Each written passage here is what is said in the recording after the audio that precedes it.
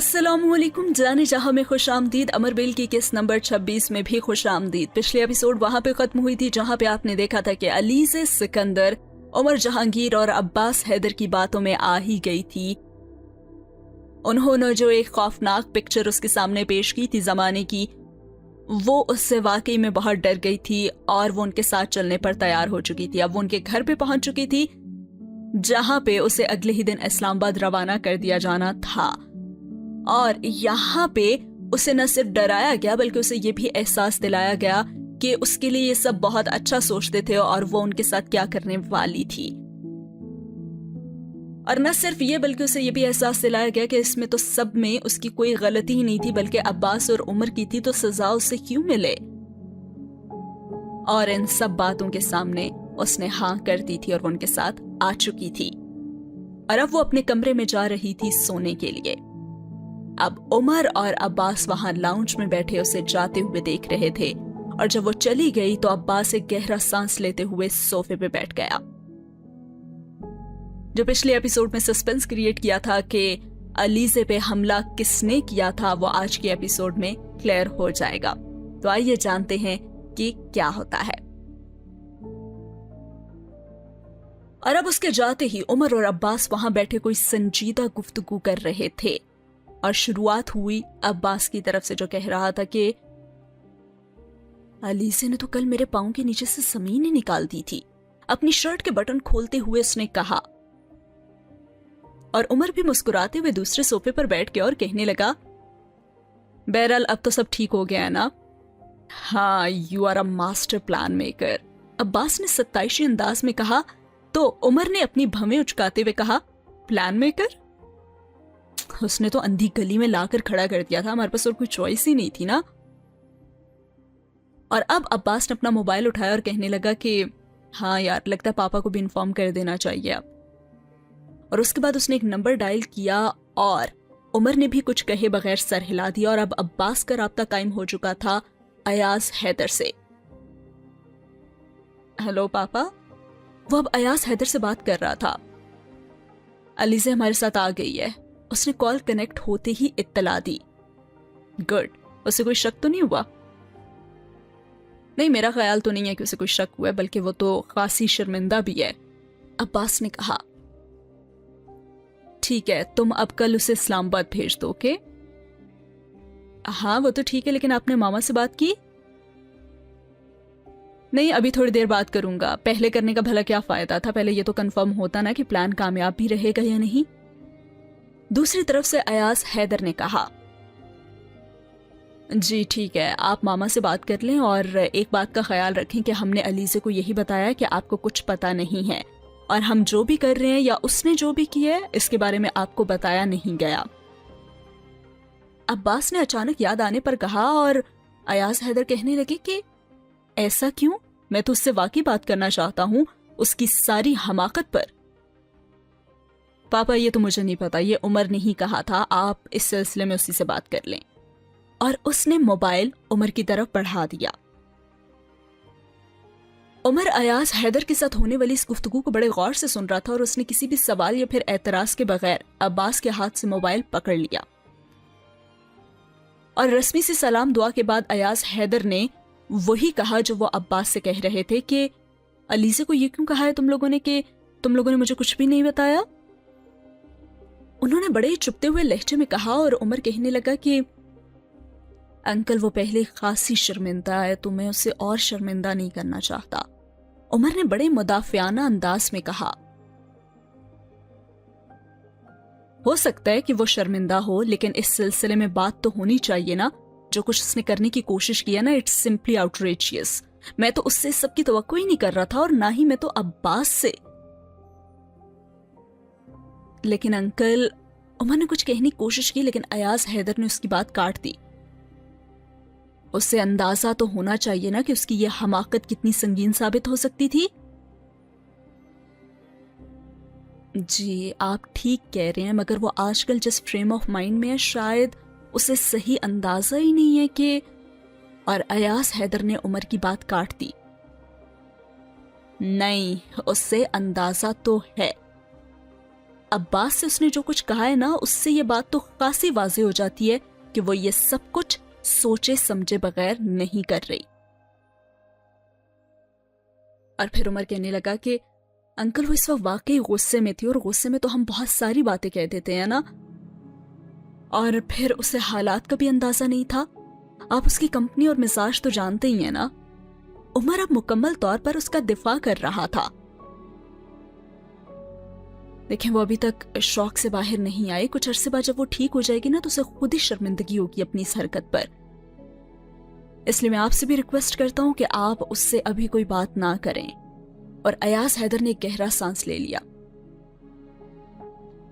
अच्छा ठीक है, मुझसे बात नहीं करता, तुम बस उसे इस्लामाबाद सुबह भिजवा दो, ठीक है? हाँ वो तो मैं कर दूंगा। और ग्रैनी? उमर ने सुकून का सांस लेते हुए पूछा तो कहने लगे कि तुम उन्हें फिलहाल अब्बास के पास ही रहने दो, बाद में वो वापस चली जाएंगी, अयाज हैदर ने कहा। ओके, और मैं? उमर ने उनसे पूछा। तुम भी अभी वापस मत जाओ, जब तक सारा मामला क्लियर नहीं हो जाता लाहौर में ही रुको। मैंने आईजी से बात की है, वो तुम्हारी 1 हफ्ते की छुट्टी अप्रूव करवा देंगे। और वो उसे बताने लगे। ओके, आपकी जस्टिस नयाज के साथ मुलाकात हुई है? अभी नहीं, शायद कल या परसों, और मैं खुद भी ये मामला निपटा कर ही वापस जाऊंगा। और हाँ, सूरत हाल जरूरत से ज्यादा खराब है। और उमर उनके जुमले पर चौंका। क्या मतलब? क्या हुआ?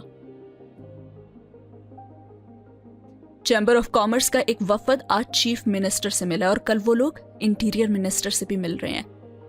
और इंटीरियर मिनिस्टर ने आज मुझसे फोन पर बात की और मामला खासा तूल पकड़ रहा है। और वो संजीदगी से उनकी बात सुनता रहा। तुम लोगों ने भी एहतियात का मुजाहिरा नहीं किया? कैसी एहतियात अंकल? इकट्ठे चारों को तुम लोगों ने मार दिया? अंकल आप जानते तो हैं सारी सूरत हाल को, हमारे पास और कोई रास्ता भी तो नहीं था। मैं जानता हूं, इसके बावजूद इतनी पुअर हैंडलिंग की है ना तुम दोनों ने कि मुझे हैरानी हो रही है। तुम तो चलो अभी नए हो फील्ड में, लेकिन अब्बास पर तो मुझे हैरत हो रही है। इतनी गलतियां की है ना इसने कि अब मुझे सब कुछ कवर अप करने में दिक्कत पेश आ रही है। उमर ने अब्बास को देखा और वो उसकी तरफ मतवज्जा था, और शायद उसे होने वाली गुफ्तगू का कुछ तो अंदाजा हो ही चुका था। जब तुम लोगों को उनकी फैमिलीज का पता चल ही गया था ना, तो बेहतर था कि सबको ना मारते, सिर्फ चीफ जस्टिस नयाज के बेटे को मार देते ना, और बाकियों को छोड़ देते। कम से कम ये जो ग्रुपिंग हो गई है ना इन चारों फैमिलीज की, ये तो ना होती ना। अंकल वो चारों इसी काबिल थे, वहां 1-2 को छोड़ने का तो सवाल ही नहीं बनता था। ठीक है, मगर तुम लोगों को इतनी अक्ल का मुजाहिरा तो करना चाहिए था ना कि खुद सामने ना रहते, पुलिस के ही किसी एहलकार को सारे ऑपरेशन को कंडक्ट करने देते। ये हमने इसलिए किया क्योंकि हम सब कुछ बहुत जल्दी और एहतियात से करना चाहते थे, और हमें ये भी खतरा था कि निचले दर्जे के एहलकार सब कुछ अच्छे तरीके से नहीं कर पाएंगे। तो खुद तुम लोगों ने कौन से तीर मार लिए, और सीक्रेसी कहां की? चीफ मिनिस्टर के पास पूरी रिपोर्ट पहुंची हुई है। अंकल अब इस चीज को हम कैसे रोक सकते थे? चीफ मिनिस्टर के पास तो रिपोर्ट जानी ही थी ना, और हमें इस चीज का कोई खौफ नहीं था। और भला वो क्या कर सकते हैं? उन्होंने खासी लापरवाही से कहा। क्या कर सकते हैं या नहीं ये तो बाद में ही पता चलेगा। फिलहाल तो मैं आज अपने कुछ दोस्तों से बात कर रहा हूं, और अब ये प्रेशर गेम है। अच्छा ये बताएं, आपने चीफ मिनिस्टर से क्या कहा है? और चीफ मिनिस्टर की तो मुझे ज्यादा फिक्र नहीं है, और ना ही वो हमारे लिए ज्यादा मसला खड़ा करेगा। मसला इन चारों फैमिलीज का है, और खास तौर पर जस्टिस नयाज और चैम्बर ऑफ कॉमर्स के वाइस प्रेसिडेंट का। और वो बात करते करते रुक गए। अच्छा सुनो, मैं तुम लोगों से बाद में बात करूंगा, फिलहाल एक कॉल आ रही है मेरे लिए। और उमर ने उन्हें फोन बंद करते हुए भी सुना। एक गहरी सांस लेते हुए उसने मोबाइल वापस उमर की तरफ बढ़ा दिया, और उमर उससे कहने लगा कि पापा क्या कह रहे थे कि मामला काफी तूल पकड़ता जा रहा है। To hell with it. Abbas ने नफरत से अपने होंठ सिकोड़ते हुए कहा। अच्छा बताओ, तुम्हें उन्होंने भी लाहौर में रुकने के लिए कहा है? हाँ यही कह रहे हैं, और वैसे भी बार बार आने जाने से बेहतर है कि एक बार ही सब कुछ खत्म करके वापस जाऊं। उन्होंने शायद आईजी से बात भी की है मेरी छुट्टी के लिए। उमर ने सोफे पर नीम दराज होकर अपनी आंखें बंद करते हुए कहा। क्या तुम्हें यकीन है कि अलीज़े जस्टिस नयाज से दोबारा राब्ता करने की कोशिश नहीं करेगी? चंद लम्हों की खामोशी के बाद अब्बास ने उससे कहा, और उमर ने आंखें खोल दी। यार उसे राब्ता करना तो नहीं चाहिए। उमर, मैं चाहिए का नहीं पूछ रहा हूं, वो राब्ता करेगी या नहीं मैं वाज़े लफ्जों में जवाब चाहता हूं। और अब्बास यकदम संजीदा हो गया और उमर कुछ देर तो खामोशी से उसे देखता रहा, और फिर उसने कुछ कहना भी चाहा, लेकिन उससे पहले ही अब्बास ने कह दिया कि देखो मैं उसकी तरफ से कोई रिस्क अफोर्ड नहीं कर सकता हूं। एक बार जस्टिस नयाज तक असली सूरत हाल अगर पहुंच गई ना, तो फिर कितना बड़ा स्कैंडल बनेगा उसका तुम्हें अंदाजा भी नहीं है। और मुझे अभी भी अलीज़े से खतरा ही महसूस हो रहा है। अरे अब्बास, उससे डरने की जरूरत नहीं है, वो तो खासी खौफज़दा हो चुकी है अब। उमर ने उसे तसल्ली देने की कोशिश की। हाँ अभी तो वो खौफज़दा है, लेकिन कब तक? कल को उसका ये खौफ खत्म हो गया तो फिर क्या होगा? अगर उस पर एक बार फिर ह्यूमन राइट्स के दौरे पड़ना शुरू हो गए तो, और उसने एक बार फिर जस्टिस नयाज को सब कुछ बताने की कोशिश की या फिर प्रेस की मदद ली तो? अरे तुम इसकी फिक्र मत करो अब्बास, मैं उसे समझा लूंगा ना, वो कुछ नहीं करेगी। उमर, ये काम तुम पहले भी नहीं कर सके हो। जब तुम आज सुबह उसे समझाने के लिए गए थे तो उसने तुम्हारी बात नहीं सुनी, और अभी भी अगर वो यहां मेरे घर मौजूद है तो तुम्हारी किसी बात से कायल होकर नहीं, बल्कि उस सारे ड्रामे से खौफज़दा होकर। और उमर उलझा और कहने लगा, आखिर कहना क्या चाहते हो तुम? मैं यही कहना चाहता हूं कि अगर कल वो तुम्हारी बातों से कायल नहीं हुई तो हम दोबारा क्या ड्रामा करेंगे। मैं कम से कम अपना करियर अलीज़े की वजह से खतरे में नहीं डाल सकता। और अब अब्बास ने अपनी जेब से सिगरेट का पैकेट निकालकर एक सिगरेट निकालते हुए कहा, मेरी प्रमोशन ड्यू है और अपनी फैमिली का कोई फर्द मेरे खिलाफ किसी के हाथ का हथियार अगर बनेगा ना तो फिर तो। और उसने पैकेट उमर की तरफ बढ़ा दिया और उमर ने भी पैकेट से एक सिगरेट निकाल लिया और अब्बास ने पैकेट सामने पड़ी टेबल पर रखा और लाइटर से सिगरेट दोनों होंठों पे दबाकर सुलगाने लगा। उसने बात मुकम्मल नहीं की थी और उमर सिगरेट हाथ में लिए बस उसका चेहरा देखता रहा। और अब्बास ने लाइटर उमर की तरफ बढ़ा दिया और खुद सिगरेट सुलगाकर लाइटर टेबल पर रख दिया। और फिर बड़ी साफ गोई से अब्बास उमर से कहने लगा कि मैं मानता हूं कि वो हमारे खानदान का हिस्सा है, लेकिन मैं उसके लिए अपना करियर तबाह नहीं कर सकता। हर उमर कहने लगा कि मैं कर सकता हूं। उमर ने बड़े बेतासुर आवाज में सोफे की पुष्ट से टेक लगाते हुए कहा, और अब्बास ने चुपते हुए अंदाज में से कहा, तुम्हारी हकीकत पसंदी कुछ खत्म नहीं होती जा रही। अब्बास, मैं उसके बारे में हकीकत पसंद हूं और मैंने तुम्हें हकीकत ही बताई है। मैं उसको अकेला नहीं छोड़ सकता। वाह, चाहे वो इस तरह की हमाकतें करते रहे। अब्बास ने तीखे अंदाज में कहा, मैं तुम्हें यकीन दिलाता हूं ना कि वो आइंदा ऐसा कुछ नहीं करेगी। और अब्बास कुछ देर तक उसका चेहरा देखता रहा और कहने लगा,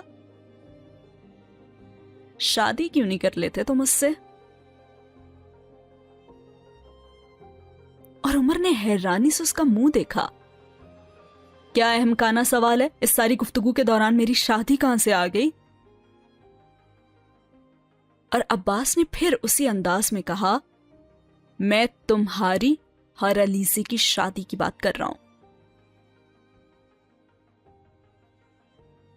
कम ऑन। उमर ने सिगरेट को ऐश ट्रे में फेंकते हुए सिगरेट के पैकेट से एक और सिगरेट निकाल लिया। क्यों, पसंद नहीं करते क्या तुम उसे? अब्बास, कोई और बात करो। क्यों, ये क्यों नहीं, तुम्हारी अच्छी खासी एफिलिएशन है उसके साथ, बल्कि अंडरस्टैंडिंग भी है। तुम्हें ना शादी कर लेनी चाहिए उसके साथ।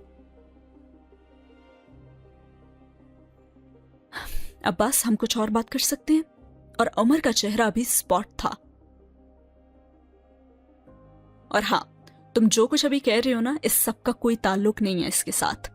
उमर ने बात छुपाने की कोशिश की, लेकिन अब्बास कहने लगा, ताल्लुक है उमर। अच्छा, क्या ताल्लुक है? उमर ने दोबारा पूछा। तुमसे शादी होने के बाद ना वो इस सारे वाकये के बारे में किसी से बात नहीं करेगी। और तुम ये कैसे कह सकते हो? जाहिर सी बात है कि अपने शौहर को तो कोर्ट में नहीं ना घसीटेगी वो। मैं फंसूंगा तो तुम भी फंसोगे, और अली से ये कभी नहीं करेगी, तो हम उसके बारे में बेफिक्र हो सकते हैं। लेकिन अभी भी बेतवज्जी को देखते हुए वो कहने लगा कि उमर यार, मैं मजाक नहीं कर रहा हूं। और उमर ने सर उठाकर उसे देखा। मैं जानता हूं, हाँ ना, अच्छी लड़की है वो, ये भी जानता हूं मैं। और तुम दोनों साथ खुश रह सकते हो, अब्बास ने उससे कहा। और वो कहने लगा, नहीं, उसने बगैर किसी तवक्कुफ के कहा, हम एक साथ खुश नहीं रह सकते। अच्छा, क्यों? अब्बास ने उसे गौर से देखते हुए पूछा। अरे छोड़ो यार ये बातें, और देखो, इस्लामाबाद में भी अभी कुछ अरसा उस पर चेक रखवाना तुम। उमर ने एकदम मौजू बदल दिया। जस्टिस नयाज के ऑपरेटर को भी कहना कि इस सिलसिले में एहतियात करे, और अलीजे की आवाज पहचानता है वो। आइंदा भी अगर कभी वो कॉल करे ना, तो वो जस्टिस नयाज से राब्ता करवाने के बजाय खुद ही बात कर ले, ठीक है? उसने अब हाथ में पकड़ा हुआ सिगरेट सामने पड़े हुए ऐश ट्रे में उछाल दिया। और मैं उसकी दोस्त शहला से भी बात कर लूंगा, और वो भी उससे बात करेगी, और मैं भी वक्तन फवक्तन उससे राब्ता करता रहूंगा। वो बोलता वो उठकर खड़ा हो गया, और अब्बास भी उठकर खड़ा हो गया। अरे तुम यहीं रह जाओ ना, सुबह तो होने ही वाली है, अब होटल कहाँ जाओगे तुम? नहीं, मुझे जाना है, कुछ काम है मुझे, और वैसे भी होटल में ज्यादा आराम से होता हूं मैं, उसने मुस्कुराते हुए कहा। और अब्बास उसके साथ चलने लगा। और बाहर पोर्च से निकलते हुए उसने उमर से पूछा, सुनो, मेरी बात पर गौर जरूर करना तुम। किस बात पर? अलीजे के साथ शादी पर? मैं बहुत पहले इस पर गौर कर चुका हूं। अच्छा, तो फिर क्या सोचा तुमने? वही जो तुम्हें बता दिया मैंने।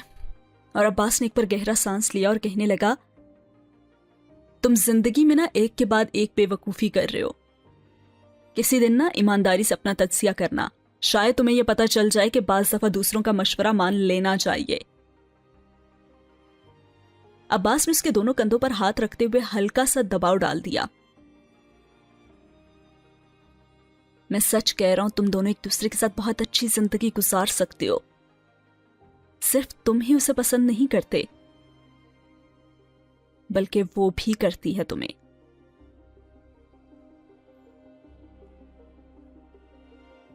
हर उमर इस बार कुछ भी कहने के बजाय सिर्फ मुस्कुरा दिया। अच्छा यार, चलता हूं, सुबह 10-11 बजे के करीब मैं तुम्हें फोन करूंगा। और अब्बास ने उसके कंधे को हल्का सा थपथपाया। देखा, एक बार फिर मौजू बदल रहे हो ना तुम। ठीक है, तुम्हारी मर्जी, जाओ।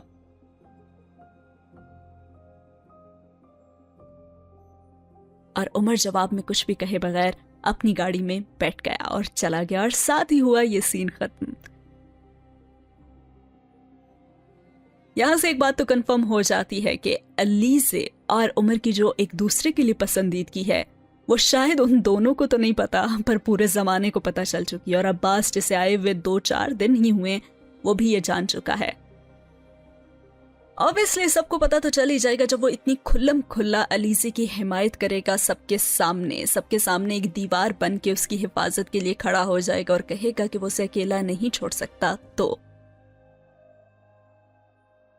لیکن یہاں پہ عباس کسی ہمدردی کے تحت نہیں کہہ رہا، یا وہ واقعی علیزہ اور عمر کو خوش دیکھنے کے لیے نہیں کہہ رہا، بلکہ وہ صرف اس لیے ان دونوں کی شادی کی بات کر رہا ہے تاکہ عمر بچے گا تو وہ بھی بچ جائے گا. صرف اپنی جان بچانے کے لیے اس نے یہ بات کہی ہے، اور وہ چاہتا ہے کہ عمر علیزہ سے شادی کر لے. لیکن عمر جانتا ہے کہ وہ اسے کسی بھی اپنے مطلب یا مقصد کے لیے استعمال نہیں کر سکتا، اور وہ شاید اسی لیے علیزہ کو اوائڈ کر رہا ہے.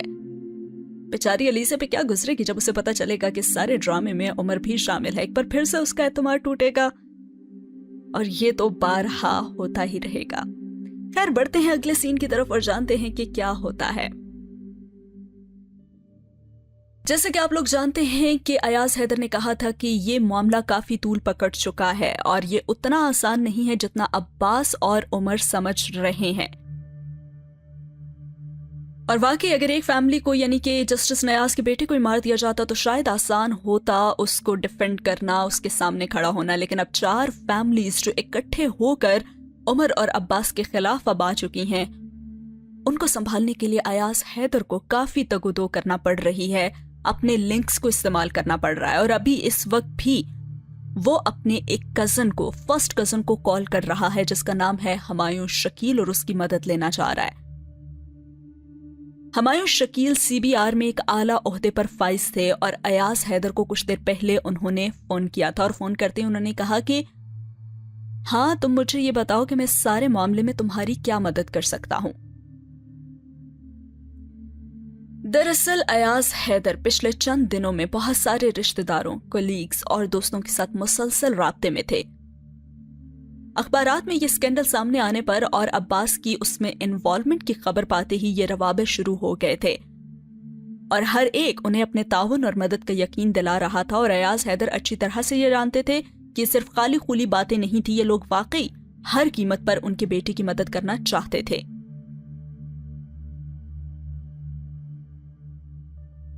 اور جب ہمایوں شکیل نے ان سے کہا کہ میں تمہاری کیسے مدد کر سکتا ہوں، تو ایاز حیدر نے کہا کہ میں چاہتا ہوں کہ قاسم دورانی کو ہینڈل کرنے میں تم میری مدد کرو. اور پھر شکیل نے کہا کہ کس طرح کی مدد؟ تم ایسا کرو کہ اس کی فیکٹریز کی ٹیکس فائلز کو ذرا ایک بار پھر سے کھولو، اور مجھے یہ بتاؤ کہ اس کا ٹیکس کے معاملے میں ٹریک ریکارڈ کیسا ہے. اور پھر اس کے کزن یعنی کہ ہمایوں شکیل نے ایک ہلکا سا کہکہا لگایا اور کہنے لگے، کیسا ہو سکتا ہے بھائی؟ ویسا ہی ہے نا جیسا چیمبر آف کامرس کے کسی بھی عہدیدار کا ہو سکتا ہے، جو جتنا بڑا ٹیکس چور وہ اتنا ہی بڑا انڈسٹریلسٹ. اوہ، تو اس کا مطلب ہے کہ ہاتھ صاف نہیں ہے اس کے. انکل ایاز نے بڑی خوشی سے کہا، اور وہ کہنے لگے کہ مجھے تفصیلات کا تو نہیں پتا، لیکن میرا خیال ہے کہ یہ بھی انہی انڈسٹریلسٹ میں شامل ہے جو پولیٹیکل فیورز کی وجہ سے بچا ہوا ہے. پرائم منسٹر کی پارٹی کو نا فنڈز میں خاصی لمبی چوڑی رقوم دیتا رہتا ہے. یہ کیا مطلب؟ تم ذاتی طور پر نہیں جانتے اسے؟ نہیں، 2-4 پارٹیز میں بس سلام دعا ضرور ہوئی ہے، اور چہرے سے واقف تو ہوں، مگر کوئی لمبے چوڑے روابط تو نہیں ہے میرے اس کے ساتھ، ہمایوں نے بتایا. اچھا، پھر مجھے یہ بتاؤ کہ تمہارا کیا خیال ہے کہ اس کے ٹیکس ریکارڈ کی چھان بین شروع ہونے پر اوپر سے مداخلت ہو سکتی ہے؟ یہ تو طے شدہ ہے، میں نے تمہیں بتایا نا کہ خاصی بڑی رقوم ڈونیٹ کرتا رہتا ہے پرائم منسٹر کی پارٹی کو. ہمایوں نے اپنی رائے دی. اور پھر انکل ایاز کہنے لگے کہ میں اس کے خلاف کوئی ٹیکس کے معاملات نہ تو ٹھیک کروانا چاہتا ہوں، اور نہ ہی میں اس کے خلاف تمہارے ڈپارٹمنٹ کی طرف سے کوئی کیس کروانا چاہتا ہوں. میں بس صرف اسے پریشرائز کرنا چاہتا ہوں، اور اس کے ساتھ چیمبر کے جو دوسرے لوگ کھڑے ہیں نا، بس انہیں بھی میں تھوڑا سا خوف زدہ کرنا چاہتا ہوں. کیونکہ مجھے انٹیریئر منسٹر نے بتایا کہ چیمبر کے ایک وفد نے اسی سارے معاملے پر ان تک اپنا احتجاج پہنچانے کے لیے ان سے اپوائنٹمنٹ لی ہے، اور مجھے یہ خدشہ ہے کہ یہ اسلام آباد چیمبر کو بھی اس سلسلے میں پریشرائز نہ کریں کہیں. اور پھر ہمایوں سے کہنے لگا کہ تم اسلام آباد چیمبر کی فکر مت کرو، سلیمان سے بات کر لوں گا میں، وہ وہاں ایسی کوئی چیز نہیں ہونے دے گا. لیکن پھر بھی میں ادھر ہی ہوں، پریشانی والی کوئی بات نہیں ہے.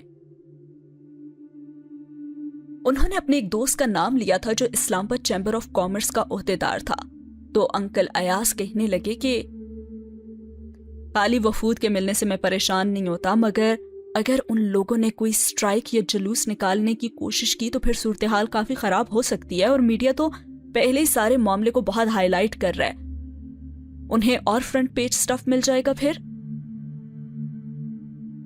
ارے ایاز، تم تو خامخواہ پریشان ہو رہے ہو، قاسم خاصا بااثر آدمی ہے، مگر جہاں تک ایسی کسی سٹرائک کا تعلق ہے تو مجھے یہ ممکن نظر نہیں آتا کہ چیمبر کے الیکشنز قریب ہیں اور قاسم کا مخالف گروپ خاصا مضبوط ہے۔ عام خیال یہ ہے کہ آنے والے الیکشن میں مخالف گروپ کلین سویپ کرے گا، اور قاسم ویسے بھی آئندہ الیکشنز میں حصہ نہیں لے رہا، تو ایسی صورتحال میں چیمبر کی کتنی سپورٹ ہے اس کے پاس، یہ تو بہت ہی کلیئر ہے نا۔ ہمایوں نے صورتحال کا تجزیہ کرتے ہوئے ایاز حیدر کو حوصلہ دیا، اور ہاں، میں رؤف کو کہوں گا کہ وہ اس سلسلے میں مخالف گروپ سے بات کرے۔ نیازی کا ایک ہلکا پھلکا بیان تو آج کے اخبار میں بھی تھا، جس میں اس نے دبے لفظوں میں کہا ہے کہ چیمبر کو کسی کے ذاتی مفادات کے لیے استعمال نہیں ہونا چاہیے، اور اس کا اشارہ قاسم کے بیٹے کی موت کے سلسلے میں جانے والے ان وفود ہی کی طرف تھا۔ تو بس تم پریشان مت ہو۔ اور اس طرح سے ان کی ایک لمبی چوڑی گفتگو چلتی رہی، جس کا مقصد صرف یہ تھا کہ انکل ایاز اپنے بیٹے اور عمر کو بچانا چاہتے تھے۔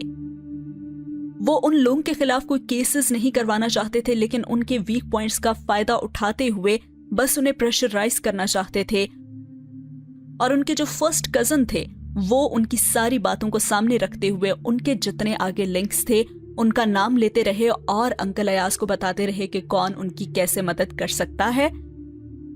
ان شارٹ، انہوں نے ایک پلان تیار کر لیا تھا کہ وہ کیسے اس معاملے سے نکلنے والے ہیں۔ بہت سے نام یہاں پہ لیے جا رہے ہیں جو کہ میں بتا کے آپ سب لوگوں کو بور نہیں کرنا چاہتی، اور اس کانورسیشن کا اینڈ یہاں پہ ہوا جہاں پہ انکل کہہ رہے تھے کہ ڈونٹ وری ایاز حیدر، کچھ نہیں ہوگا۔ جسٹس نیاز کو تو ویسے بھی لائم لائٹ میں رہنے کا شوق ہے، اور ہر 2-4 ماہ کے بعد کوئی نہ کوئی ایسا ایشو تو وہ بناتا ہی رہتا ہے۔ اگر اس بار وہ میڈیا پریس کو شامل کرے گا نا تو خاصا پچھتائے گا۔ اور ہمایوں شکیل نے فون بند کرنے سے پہلے آخری جملہ یہی ادا کیا تھا، اور ساتھ ہوا یہ سین ختم۔ اگلے دن شام کی فلائٹ سے علیزہ سکندر اسلام آباد جا رہی تھی، اور ایاز حیدر کے ڈرائیور نے ایئرپورٹ پر اسے ریسیو کیا، اور گھر پہنچنے پر اس نے ایاز حیدر کی بیوی کو اپنا منتظر بھی پایا، اور رسمی سلام دعا کے بعد وہ جان چکی تھی کہ ایاز حیدر لاہور میں تھے اور انہیں ابھی چند دن وہیں رہنا تھا۔ اور ایاز حیدر کی بیوی سے بات کر کے اسے یہ اندازہ ہو گیا تھا کہ وہ پچھلے کچھ دنوں کے واقعات میں علیزہ کی انوالومنٹ کے بارے میں کچھ بھی نہیں جانتی تھی۔ انہیں صرف اتنا پتا تھا کہ لاہور والے گھر پر کچھ ڈاکوؤں نے حملہ کیا تھا، اور کچھ عرصے کے لیے نانو اور علیزہ نے وہ گھر چھوڑ دیا تھا۔ مرمت وغیرہ ہو جانے کے بعد وہ دونوں واپس وہیں چلی جائیں گی، اور وہ علیزہ سے ہونے والے نقصان کے بارے میں پوچھتی رہیں اور اپنے افسوس کا اظہار کرتی رہیں۔ اور آنٹی جی کہہ رہی تھی کہ لا اینڈ آرڈر کا تو تم مت ہی پوچھو، لاہور کے حالات تو خیر پہلے ہی خاصے خراب تھے، لیکن اب تو اسلام آباد بھی لگتا ہے محفوظ نہیں رہا۔ ہر چوری اب پوش علاقے میں ہی ہو رہی ہے۔ اور وہ چائے پینے کے دوران اسے اپنے بے لوک تبصرے سے نوازتی رہیں، اور علی سے کوشش کے باوجود بھی ان کی باتیں نہ توجہ سے سن سکی، نہ ہی گفتگو میں کوئی خاطر خواہ اضافہ کر سکی۔ پچھلی رات ابھی بھی پوری طرح اس کے حواس پر اثر انداز ہو رہی تھی، اور رہی سہی کسر اس وقت اس کی وہاں موجودگی پوری کر رہی تھی، یعنی ندامت، شرمندگی اور بے بسی، پچھتاوا۔ وہ اپنی فیلنگز کو پہچان ہی نہیں پا رہی تھی، اور نہ ہی انہیں کوئی نام دے پا رہی تھی۔ سجیلا ایاز کو بہت ہی جلدی اس کی غائب دماغی کا احساس ہو گیا، تو وہ کہنے لگیں کہ اچھا ٹھیک ہے، تم جاؤ آرام کر لو، یقیناً تھک چکی ہوگی تم۔ اور علیزہ نے بے اختیار خدا کا شکر ادا کیا کہ تنہائی کے علاوہ اسے اس وقت کسی چیز کی ضرورت بھی نہیں تھی۔ اور پھر اگلے کئی دن تک وہ اخبار کھنگالتی رہی۔ عمر اور عباس کی بات بالکل ٹھیک تھی، کیونکہ کسی بھی اخبار میں جسٹس نیاز کے ساتھ فون پر کیے جانے والے اس کے انکشاف کے بارے میں کوئی خبر نہیں تھی، اور وہ اندازہ نہیں لگا سکی کہ اس سے خوشی ہوئی تھی یا پھر مایوسی ہوئی تھی۔ اور اگلے چند دنوں کے بعد ایاز حیدر بھی اسلام آباد سے واپس آ چکے تھے، اور ان کے رویے سے علیزہ کو احساس نہیں ہوا کہ وہ کچھ بھی جانتے تھے۔ وہ کم از کم اس معاملے میں خدا کا شکر ادا کر رہی تھی کہ عمر اور عباس نے اس معاملے میں اسے بچا لیا، کم از کم وہ یہی سمجھ رہی تھی۔ ایاز حیدر کے گھر پر وہ ایک بہت لگی بندی زندگی گزار رہی تھی. ایاز اور سجیلا کی اپنی مصروفیات تھیں اور وہ دونوں بہت ہی کم گھر پر ہوتے تھے اور علیزہ سارا دن گھر پر ٹی وی دیکھتے یا پھر کتابیں پڑھتے ہوئے وقت گزارتی تھی یا پھر لانگ ڈرائیو پر نکل جاتی. اور رات کے وقت سجیلا اور ایاز حیدر سے اکثر ان مختلف ڈنرز میں اسے لے جاتے جہاں وہ مدعو ہوتے تھے. وہ دونوں بہت ہی سوشل تھے اور بہت کم ہی کوئی رات ایسی ہوتی جب وہ کہیں مدعو نہ ہوتے. علیزہ تو بعض دفعہ خوشی کے ساتھ ان کے ساتھ جاتی اور بعض دفعہ ایاز حیدر کے اصرار پر زبردستی, اور وہ دونوں ہی آہستہ آہستہ اسے بہت ساری فیملیز کے ساتھ متعارف کرا رہے تھے. اب عمر بھی اسے وقتاً فوقتاً فون کرتا رہتا تھا اور وہ ہر بار اس سے یہی سوال کرتی تھی کہ میں واپس کب جاؤں گی, اور وہ ہر بار یہی کہتا تھا کہ بس کچھ دن اور. وہ ایک جملہ دہراتا اور پھر کوئی اور بات شروع کر دیتا اور پھر آہستہ آہستہ اس کی کالز میں آنے والا وقفہ بڑھنے لگا. لیکن ہر بار کال آنے پر اس کی آواز اور لہجے میں اتنی گرم جوشی ہوتی کہ علیزہ شکایت کرنا بھول جاتی یا پھر اگلی بار کے لیے ملتوی کر دیتی. اور اس وقت وہ نانو اور شہلا سے بھی مسلسل رابطے میں تھی اور اپنے رزلٹ کا بھی اسے شہلا کے ذریعے ہی پتا چلا تھا, اور اب وہ لاہور واپس جانے کے لیے اس کی بے تابی میں اضافہ بھی ہو گیا تھا. عمر نے بھی اسے اس دن مبارکباد دینے کے لیے فون کیا تھا اور وہ پھر کہنے لگا کہ ابھی کچھ اور ہفتے لگیں گے, وہاں کچھ مرمت ہو رہی ہے, اس لیے تم وہاں ہی ٹھہرو, اور عباس کے ہاں ہی رکنا پڑے گا تمہیں, یا پھر تم میرے پاس آ جاؤ گی تو اس لیے بہتر ہے کہ تم وہیں پہ رک جاؤ. تو وہ کہنے لگی کہ ٹھیک ہے پھر تو میں اسلام آباد میں ہی رہ جاتی ہوں, لیکن آپ مجھے بتائیں کہ مرمت کب تک ختم ہو جائے گی. اور وہ کہنے لگا کہ بہت جلدی. میں جانتا ہوں کہ تم واپس آنا چاہتی ہو, لیکن جیسے یہاں پہ کام ختم ہوگا میں تمہیں بتا دوں گا اور پھر تم آ جانا. ہاں. اور عمر نے ایک بار پھر سے یقین دہانی کروائی تھی. علیزہ نے اسلام آباد آنے کے بعد عمر سے دوبارہ اس سارے معاملے کے بارے میں بات نہیں کی تھی. اسے تجسس ضرور تھا اور ان اخبارات میں لگنے والی مختلف خبروں نے اس کے تجسس کو اور بڑھا دیا تھا کہ اس میں کوئی ایسی خبر ہی نہیں تھی. وہ یہ جاننا چاہتی تھی کہ عمر اور عباس نے سارے معاملے کو کیسے سنبھالا کہ کوئی بات باہر ہی نہیں آ سکی. لیکن اس کے باوجود وہ اپنے اندر اتنی ہمت نہیں کر پا رہی تھی کہ عمر یا عباس سے اس ساری صورتحال کے بارے میں کچھ بھی پوچھتی. اور پھر یکدم اخباروں میں سارے معاملے کے بارے میں خبریں آنا ہی بند ہو گئیں, اور کچھ ہی دنوں کے بعد اسے پتا چلا کہ عباس حیدر 1 سال کی چھٹی لے کر انگلینڈ کرمنالوجی کا کوئی کورس کرنے جا رہا ہے, اور اس کی چھٹی منظور ہونے سے پہلے اس کی پروموشن بھی ہو گئی تھی. اور علیزہ کو اندازہ ہو گیا کہ جسٹس نیاز کا کیس ختم ہو چکا ہے, اور عمر بھی اپنے پہلے والے شہر میں ہی پوسٹڈ تھا. اب علیزہ کے احساس جرم میں کچھ اور اضافہ ہو گیا تھا, اور اسے بہت عرصہ پہلے کی گئی عمر کی جو باتیں تھیں وہ بار بار یاد آنے لگیں.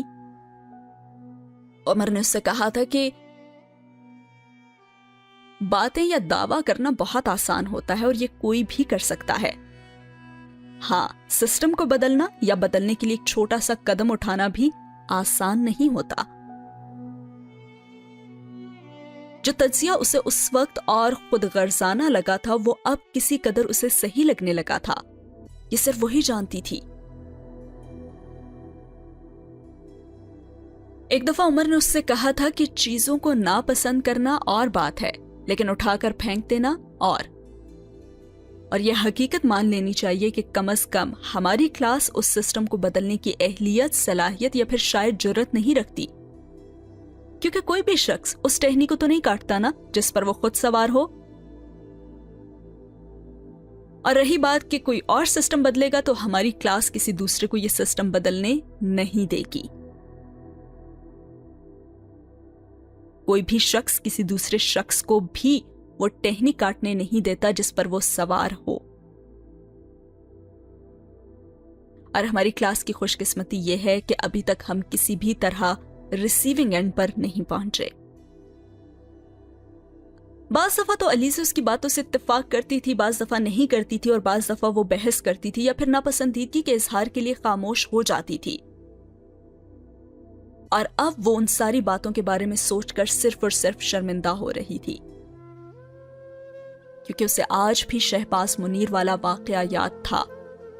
उस वक्त उसे उमर से शिकायत हुई थी कि उसने अयाज अंकल से कॉम्प्रोमाइज क्यों किया, सब कुछ प्रेस तक या फिर कोर्ट तक क्यों नहीं लेकर गया। और अब खुद अयाज हैदर के घर बैठे वह हालात की सितम ज़रीफी पर हैरान हुई थी कि किस तरह से वक्त बदल गया। कल जिन चीजों के खिलाफ वो थी, आज उन्हीं चीजों के साथ कॉम्प्रोमाइज करके वो उसी चीज का हिस्सा बन चुकी थी। वो उमर से किसी भी तरह मुख्तलिफ साबित नहीं हुई थी। उस दिन अंकल अयाज के सामने उमर ने हार मानी थी और कॉम्प्रोमाइज किया था, और आज अलीज़े ने अब्बास के साथ कॉम्प्रोमाइज किया था। और वो सोचने लगी कि हाँ, जब अपने पे बात आती है तो इंसान पीछे हट जाता है। उस दिन उमर को अपनी जिंदगी खतरे में नजर आई तो उसने कॉम्प्रोमाइज कर लिया। आज मुझे अपनी जिंदगी खतरे में नजर आने लगी तो मैं भी कॉम्प्रोमाइज करने पे मजबूर हो गई। और फिर से उसे उमर की वो बातें याद आने लगी। और ये डायलॉग जो उमर का अभी बताया जा रहा है, ये इस पूरी एपिसोड के अंदर सबसे स्ट्रॉन्ग डायलॉग है। उमर ने क्या खूब कहा था, जो कि बिल्कुल सही कहा था, कि जिंदगी बड़ी शर्मिंदा करवाने वाली चीज है। तुम, मैं या फिर कोई भी, हम सब एक ही झूले में सवार हैं और कोई भी इसमें से उतरना नहीं चाहता, क्योंकि नीचे खड़े होकर दूसरों को आसमान तक पहुंचते देखना बड़ा सब्र आजमा और तकलीफदेह काम है, और कम से कम मुझ में ये हौसला नहीं है।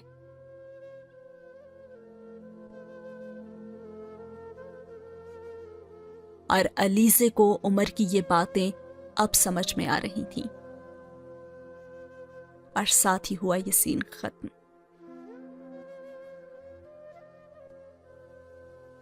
और ये एपिसोड में इसी नोट पे खत्म करूंगी कि उमर ने सही कहा था कि हम बहुत बड़ी बड़ी इंसानियत की बातें तो कर लेते हैं, लेकिन बात जब अपने पे आती है और अपनी जिंदगी पे आती है और अपनी जान कुर्बान करके किसी दूसरे का भला कर जाना या उसको आगे बढ़ते हुए देखना, ऐसा कोई भी नहीं कर पाता। और इस वक्त हर कोई कॉम्प्रोमाइज कर ही लेता है। उस झूले से उतरकर किसी और को ऊपर जाते हुए कोई भी नहीं देखना चाहता, और वो भी तब जब आपका उससे कोई रिश्ता ही ना हो।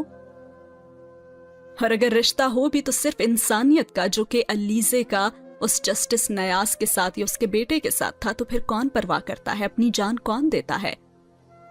कॉम्प्रोमाइज तो हर कोई ही कर लेता है ना। तो वाकई जिंदगी बड़ी शर्मिंदा करवाने वाली चीज है। आपका इसके बारे में क्या कहना है, कमेंट बॉक्स में मुझे जरूर बताइएगा। मिलते हैं अगले एपिसोड में। इंटरेस्टिंग होता जा रहा है नॉवेल, देखते हैं कि आगे क्या होता है, कब खुलेगी अलीज़े पे ये सच्चाई और उसके बाद उसका क्या रिएक्शन होगा, कब वो इतनी स्ट्रांग होगी कि वो उमर की हकीकत जानने के बाद कॉम्प्रोमाइज कर पाएगी, या फिर क्या करेगी वो, जानेंगे अगले एपिसोड में। तब तक के लिए रखिए अपना बहुत सारा ख्याल। अल्लाह हाफिज।